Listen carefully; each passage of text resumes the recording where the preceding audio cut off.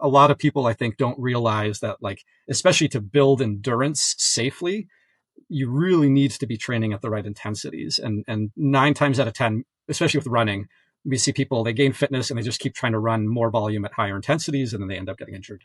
And you hit on so many things that I just think are so critical. I love it, love it, love it. Because exactly, we can talk about training volume or training intensity, but increasing volume and intensity at the same time is the recipe for injury. Most people think if I just run a little bit faster every day, I'll get faster.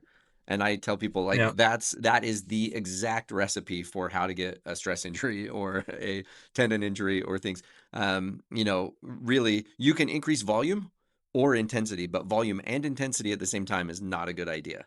And so there's times when you build volume and build that base, and there's times when you build intensity, and they're both good. And we need to work on both things, but you can't do both at the same time. So I love because you'll work with those marathoners that are like, I run a marathon basically every weekend. I'm collecting medals, Yeah. and you're like, that can be fine. You just can't race all of them. There's a difference Yeah. between running in a race and racing them. And you can't expect to podium every single weekend or you will get injured.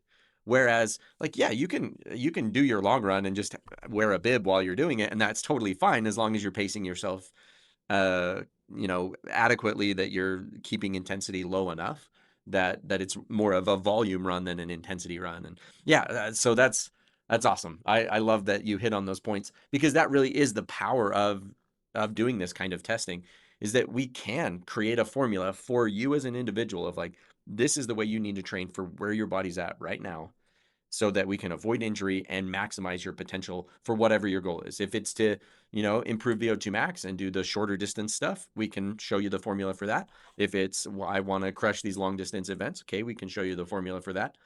But it's the ability to individualize that to the athlete for where they're at.